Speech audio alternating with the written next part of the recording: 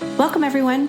I'm Sue Barber, author, former IT director for a Fortune 500 company, turned executive coach, and this is the Visibility Factor podcast, where we explore how to raise your visibility and play bigger at work and in life. We'll explore key topics and welcome guests that help you shift your thinking about yourself so you can see new possibilities for your leadership. I'm on a mission to create a visibility movement for leaders to show their value and be seen for their true talent. Are you ready to take the next step towards a higher level of visibility for yourself? Let's go. Today's episode of the Visibility Factor podcast is brought to you by Amplify You, the ultimate program designed to unleash your full potential and amplify your success. Imagine having a personal coach cheering you on, guiding you through a journey of self-discovery, and helping you break free from those limiting beliefs that have been holding you back. That's exactly what Amplify You is all about. Whether you're a leader now or aspiring to be one, this program is your ticket to a more confident, empowered you. It's like having a supportive friend in your corner, encouraging you to dream big. It's about having the career success that you want and creating a life you truly deserve. Amplify You offers a unique experience to help you build the confidence to tackle any challenge life throws your way. If you're interested in learning more about the program, please visit susanmbarber.com and click on the menu item Programs. Are you ready to transform your life and your career? Let's make it happen. Welcome back to the Visibility Factor podcast. This is Sue Barber, your host. In today's episode, we're going to talk about leadership vulnerability. I'm going to share some of my own experiences with vulnerability and explain what it is, why it's important, and why you should consider doing more of it as a leader. So I want to start with a story. It's 8 a.m. in the morning, and as I walk into the hotel lobby, I see some of my coworkers sitting in some chairs, drinking coffee and chatting with each other. I wave hello and make my way over to the elevator. I hit the button to the top floor, wondering what today's events are going to bring. We've been given very little information other than where to be and at what time. As the doors open, I see other coworkers walking into the ballroom where our meetings are to be held. I'd never been on the top floor of this hotel before, and so I took a moment to look out the window and just see how cool it was to be up that high and see the area where we were. It definitely provides a different perspective. As I walked in the room, I saw multiple round tables spread across this huge ballroom. I glanced around to see if any of my team had arrived yet. I found a few of them and went to say hello. They asked us to find a seat and get ready to start the sessions. Just like many meetings we've had at hotels, there's little notepads, pens, and a workbook that we would use for the session on the table. Of course, there's also a few water pitchers and glasses, and it's just beautiful. It's covered with a white tablecloth and just really nice. But all of a sudden, I noticed something unexpected on our round table where 8 of my coworkers and I sat.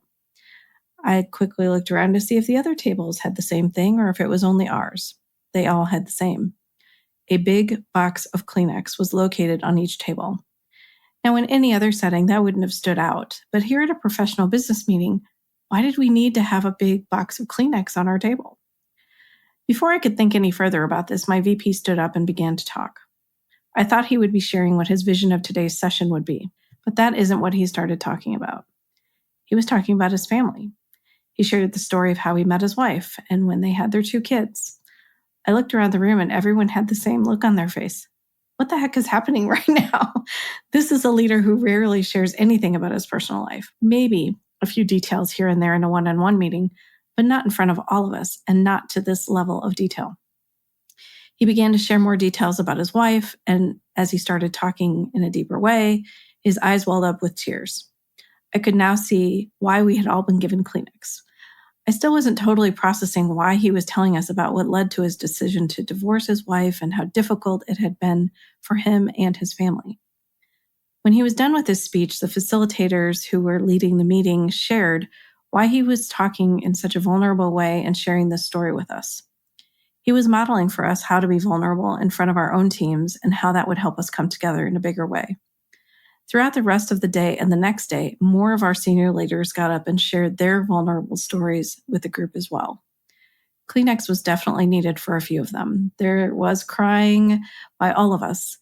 It definitely was not a typical meeting for what we had been through before. Now, I look back on those sessions now, and I can see what the experience created for us. It brought us together in a shared moment that isn't easy to forget. We had to think differently now about our leaders and ourselves. We had a really big goal to focus on as a company, and we had to be able to focus differently on our conversations and how we were going to achieve it.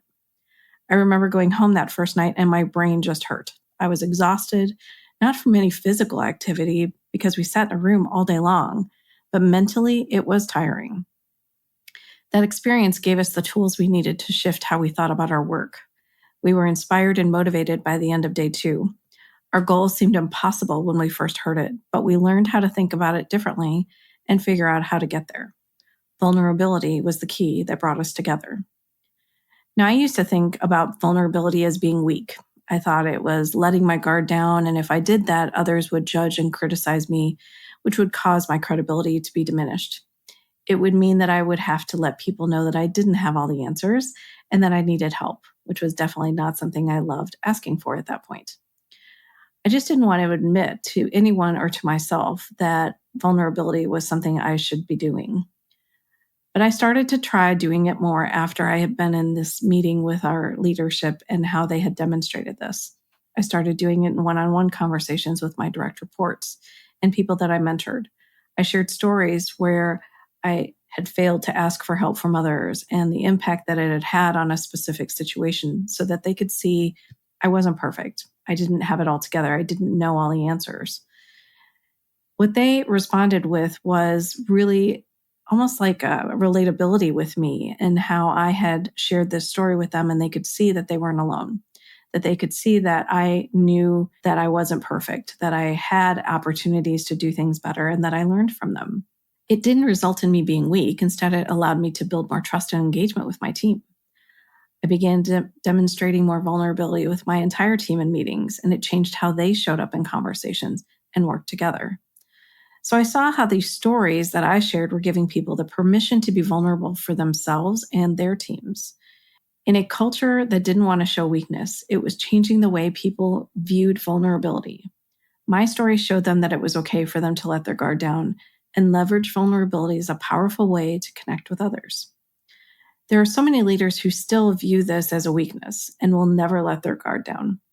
Brené Brown, author of multiple books on vulnerability, says that vulnerability is not weakness, it's our greatest measure of courage.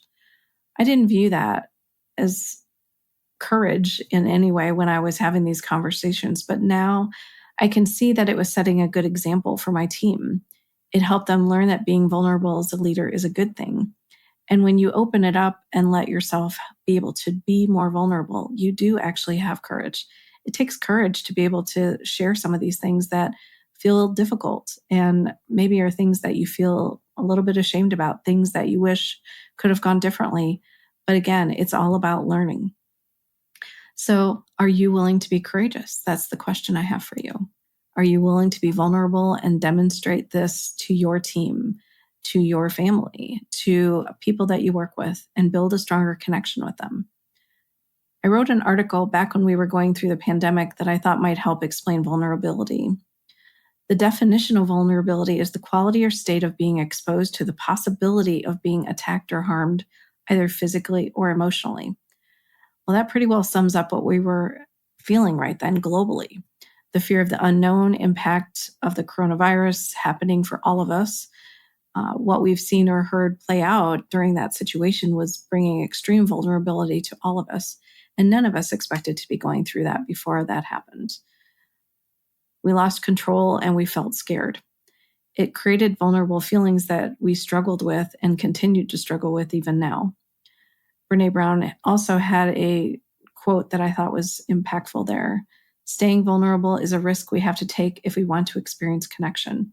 So what was interesting, right? Everyone is in their own homes communicating by Zoom or any type of phone conversations, but we weren't necessarily interacting in person. And so we had to lean into vulnerability and build connections with people in a different way. But it didn't take away the connection. It just meant that we had to be creative in how we did it. In an article by the CEO of Culture Amp, it's an organization that has some software that people use for performance-based tracking of talent and end-of-year reviews and things like that. They put out an article that talked about vulnerability and how it builds trust and elevates performance. So the CEO wrote, Brene Brown, who has studied shame and vulnerability as a researcher and shared her work on these topics as a speaker and author, shares her explanation of how we struggle with these things. But sharing them isn't a sign of weakness, like I shared as well. It's a compelling way to build trust. Vulnerability is also critically important to performance. If you don't have the skill or aren't willing to put in the effort, you will only be able to perform at a certain level. But once you get to that level, it's vulnerability that takes you higher. So it's almost like the secret sauce to get you to a place where people can see you differently. While vulnerability is important for everyone, it's critically important for CEOs and senior leaders. It can be pretty lonely when you're one of the only people at the top of your organization struggling with certain situations. But sometimes, if you can be vulnerable and open about it, you can have different conversations. In his words, I've never regretted being vulnerable and authentic with our broader organization. I've got up and shared things that have concerned me or were quite tricky. And rather than facing condemnation or criticism, people have always returned and thanked me for telling them. As a CEO or leader, it's important to remember that your people usually know if something is not working. They want to see whether you have the courage to tell them. By stepping up and being vulnerable, you create a space to allow your organization to get to the next level. That is what our leadership demonstrated to us when we went to that meeting. And he, the first person I shared with you talked about his situation with his family, and many others shared that as well. Now, I found an article recently that I shared on LinkedIn that talked about 71% of CEOs have imposter syndrome in the US. The rate of change, artificial intelligence, and economic factors were cited as part of the challenge that they were facing. I would argue that there's always change happening. It just may be faster now. But what if they leveraged vulnerability and asked for help from their teams? Could it help them feel less alone? Could it help them not have to carry this burden that they feel like they're carrying all by themselves? I think it would. But sometimes they're afraid to ask for that help because, again, they don't want to be seen as weak. Another time for me that vulnerability really hit home was when I was working on the book. And so I thought I'd share a couple stories around that because that definitely brought out vulnerability for me in a big way. So I'm sitting in a book editing retreat in New York, and it was a beautiful resort. And the intent was to help all of us future authors edit our books faster. So help us get through some of the changes that we needed to make. And during the first days of the event, each of the authors who were there shared a small portion of their book. And as I'm sitting there listening to them talk about their book, I'm almost in tears. Like books that I wouldn't have even thought would have an emotional element to them, they brought that emotional element in. And I think it brought such a level of relatability. It allowed us to connect with what they were sharing. It allowed us to see how they were feeling in the moment of whatever that topic was that they were talking about in their book. And as I thought about my own chapter that I was going to read, I thought, my book is not going to connect with people because I have not put any of that emotion in either. And I didn't understand before this moment that that was probably what's going to actually make the difference in the book being better. I went back to my hotel room and rewrote that chapter again. And in the morning, I went back to present to AJ, who is leading this book editing retreat, and shared with her what my new chapter 1 was. And she said, oh my God, Sue, like, this is it. This is what we were looking for. And I realized for me that I had found it too, because I literally almost cried about my own chapter, which is crazy. But I struggled with it. It was just not something I was super comfortable with. It felt a little scary to drop the armor that I'd been carrying around for a long time. And I just wasn't sure I wanted people to know that even though they thought I had it together, I really didn't. But what I learned in that moment of sharing that with her was that this is what's connecting people. And if I want people to really read the book, understand how I was feeling, and that they probably are feeling the same, that they'll be able to connect with it in a better way if I use these stories. The ironic thing about that whole situation was that my word of the year that year was vulnerability. And I definitely needed to show more of it. So as I went through this experience, I just recognized that there was an opportunity to go deeper on vulnerability, share more of my stories. And now I know the book is so much better because of it. There's an article by Tony Fackery called How to Embrace Vulnerability as Your Greatest Strength. Now, this really hit home with me because of this experience of writing. And one of his points in the article is Similar, be wary of the ego and its aversion to being vulnerable. The ego likes to protect its image and vulnerability as a crack in its armor. It signifies weakness and will do everything to defend itself. Your greatest triumph will arise when you lean into your vulnerabilities with openness and compassion. Anytime we try something new, we feel fear, right? Which is our ego trying to keep us safe. I've felt that fear more times than I can count and had to push through it to demonstrate vulnerability. So I wanted to share that with you because I think it happens to all of us, right? Our ego gets in the way and says, oh, you can't show that to someone. They're going to see you as weak, or that's going to impact your credibility, or someone will realize that you don't have it all together as a leader, especially when you're leading teams and when you go hire in an organization, it feels like the spotlight is on you a lot more. So I'm hoping that that is something that you can think about for yourself, just recognizing that it's your ego trying to protect itself and to protect you, and that you don't have to listen to it, right? You can keep going. Another quote from Brené Brown is, vulnerability is about showing up and being seen. It's tough to do that when we're terrified about what people might see or think. So the question to you is, are you ready to be brave and more vulnerable in your work and your life? So I've embraced vulnerability in a big way since that day at that editing retreat. I know it helps increase trust and it helps me build stronger relationships. And as a coach, I think it's helpful for me to ask them hard questions when I have a coachee who's struggling with a situation. And at times I may ask if there's an opportunity for me to share something with them if it would be helpful. And sometimes my experiences are something that they haven't experienced yet themselves, or it's good for them to know that they can get through this, right? That I've already done it and gotten through it. So sometimes it's that moment of, I'm not alone. And that's what people need to feel, like to be able to move past wherever they are. So I know for myself now, I can be visible in a way that's authentic and just be me. You can do the same thing too. You can be brave and share more of yourself and your stories. Just imagine what it could do for you, your team, and your relationships in your life. Now think about maybe a team that you've been on that has had a huge success in your life, accomplished great things, and had fun doing it. What made that team special? What made it different from any other team? Most of the time that comes down to trust, that you feel safe, that you feel like you can talk about things, that you can move things forward faster. And that's all incumbent upon the leader to be able to do that. In order to build that trust, that leader has to be vulnerable. Leaders who build the strongest connections with their teams are willing to be vulnerable. When a leader shows up with that vulnerability, it sets the tone for the team. It shows that they're open to collaboration and they can admit when they're wrong. They can ask their team members to challenge their ideas and decisions, believing in being transparent, and give their team members an opportunity to shine. There's no need to take things personally. As a team, they can stand for each other's success and challenge when they need to be able to move the business forward. This helps build a leadership connection with this leader. It makes them relatable. It builds affinity between the leader and their team and allows them to continue to move forward faster. All high-performing teams have trust in place. They have the ability to say what they need to say, to have honest conversations. It's when that trust isn't there that you can see things diverge, right? Things are not moving fast enough. People aren't making decisions, or decisions are being second-guessed repeatedly. So the more you have trust and connection, the better off you are. And this all starts with a leader trusting themselves first. If the leader doesn't trust themselves, well, then they start to question others and they start to feel insecure and wonder if they're doing the right thing or if someone's second-guessing them on what decisions they're making. So leaders who focused on what everyone else is doing are operating from a place of doubt, fear, and insecurity. They're playing not to lose versus playing to win. They live with assumptions and beliefs that others are better than they are, which causes them to play small.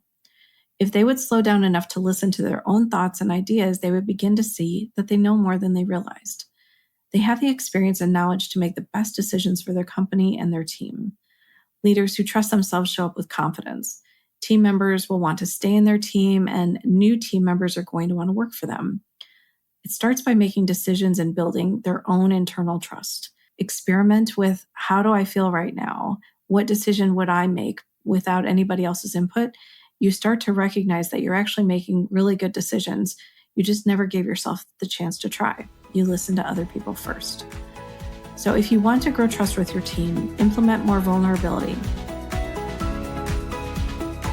So now we're going to move into the visibility action for this episode. So when I spoke at a global company last year, one of the participants came up after and came to meet with me. And she said, I just wanted to tell you that I really appreciated how vulnerable you were. You shared so many of your personal stories with us, which helped me see what is possible now. It's truly a gift that you have. Of course, I was so touched to hear that, especially when I'd struggled with vulnerability and sharing stories just a few years before that.